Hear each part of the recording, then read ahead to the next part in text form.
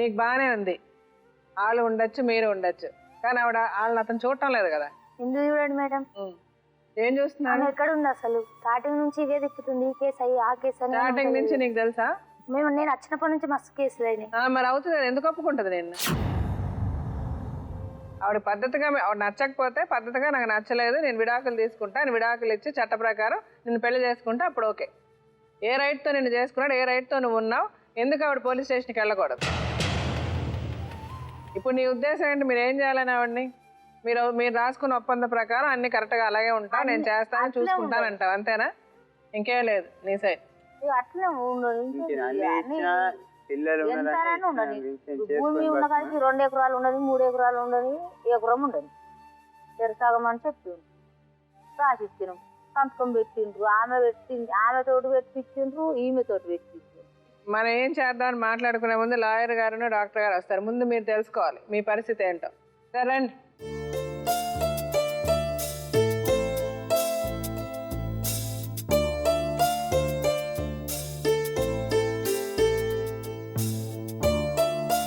విన్నారు కదా సార్, వీళ్ళైతే యాక్చువల్గా సెటిల్మెంట్లో అన్ని మాట్లాడేసుకున్నారు, అన్నీ అయిపోయాయి. మీరేమనుకుంటున్నారు చెప్పేస్తే? మేడం, ఇందులో ఉన్నటువంటి లాజిక్ పెద్ద మనకు అందరికీ ఆశ్చర్యం కలిగించేటటువంటిది లాజిక్కే కాదు. ఎందుకంటే అసలు పెళ్లి, వీళ్ళిద్దరి మధ్యన పెళ్లి ఎలాగ అయ్యింది అనేటటువంటిది ఆలోచిస్తే కనుక అసలు మనకి ఎవరికి కూడా అర్థం కానటువంటి పరిస్థితి. ఎందుకంటే అన్ని విధాలుగా కూడా మిస్ మ్యాచ్, అంటే ఎటువంటి పొంతన లేకుండా వీళ్ళిద్దరు అభిప్రాయాలు కానీ, వీళ్ళ ఆలోచన శైలి కానీ, వీళ్ళు వివరించే తీరు కానీ, వీళ్ళకు ఉన్నటువంటి తెలివితేటలు కానీ, ఇవి ఎవరు కూడా పెద్దలు అనేటటువంటి వాళ్ళు ఎవరైతే పెళ్లి చేశారో ఇవేవి కూడా చూడకపోవటం అనేది దురదృష్టకరం అన్నమాట. ఎందుకంటే మీ ఇందాకటి నుంచి వీళ్ళిద్దరితో మాట్లాడుతున్నప్పుడు, మేడం మాట్లాడుతున్నప్పుడు, అంతకుముందు మేము మాట్లాడినప్పుడు ఏంటంటే ఆలోచన విధానం డిఫరెంట్. రేణుక మొదటి నుంచి ఏమంటుందంటే కనుక నాకు అసలు ఆ టైం అప్పుడు నాకు 16 సంవత్సరాలు, పెళ్ళి అంటేనే నాకు ఇష్టం లేదు, మనిషి అనేటటువంటి వ్యక్తి కాదు, పెళ్ళి అన్నటువంటి అంశమే నాకు నచ్చనటువంటి అంశం అని అందు. నచ్చని పెళ్లిలో మనం ఆటోమేటిక్గా వెళ్ళినప్పుడు వచ్చినటువంటి వ్యక్తి ఎవరైనా కూడా, అతను ఇతను అవ్వచ్చు, భిక్షపతి అవ్వచ్చు, వేరే వ్యక్తి అవ్వచ్చు, ఆటోమేటిక్గా నచ్చిన వ్యక్తి కిందే మారిపోతారు. ఆ అమ్మాయి కోరికలు, ఆ అమ్మాయి ఆశలు, ఆ అమ్మాయి చదివినటువంటి చదువు, ఆ అమ్మాయి వివరించే శైలి, ఆ అమ్మాయి మాట్లాడేటటువంటి తీరు పద్ధతి, వీటికి భిక్షపతి చదువుకున్నటువంటి చదువుకి, అతను చేసేటటువంటి పనికి, అతను వివరించేటటువంటి శైలికి చాలా వ్యత్యాసం ఉంది. సో నేనేమనుకుంటున్నానంటే ఇక్కడ ప్రత్యేకంగా ఒక వ్యక్తిని నిలదీయటం అన్నది తప్పేమో అనిపిస్తుంది. మన వ్యవస్థలో ఉండేటటువంటి కొన్ని లోపాలని మనం వేలెత్తి చూపెట్టేటటువంటి పరిస్థితి.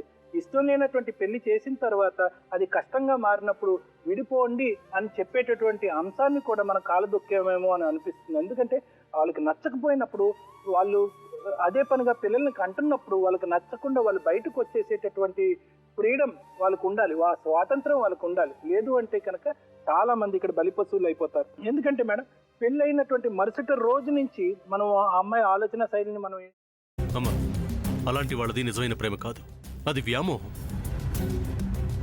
ఎగ్జాక్ట్లీ చిన్నత్త, నిజంగా ప్రేమించుకున్న వాళ్ళు అలా చేయరు. ఎంత మనసు విరిగిపోతే కన్న కూతుర్ని పట్టుకొని మా దృష్టిలో చచ్చిపోయా ఉంటుందా తల్లి? అది సరే అమ్మా, తన కూతురుతో తన మాట అనేటప్పుడు ఆమె మాటల్లో వ్యథ, కళ్ళల్లో బాధ గమనించావమ్మా? పెద్దబాబుకు బర్త్డే విషెస్ చెప్పు కూడా వెళ్ళాం కదా. ఊరికే ఎలా కాలిపోతుంది? మంట పెడితేనో పడితేనో తగలబడుతుంది.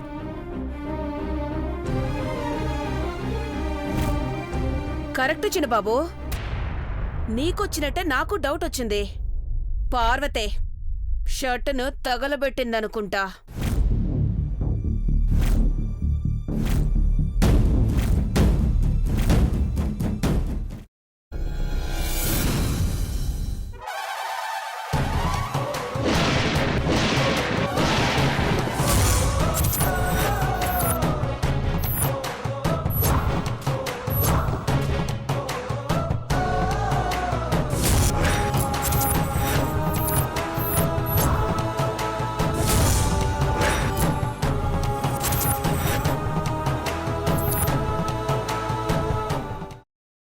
తర్వాత పొట్టు తీసేసి చాప్ చేసి పక్కన పెట్టుకోవాలి.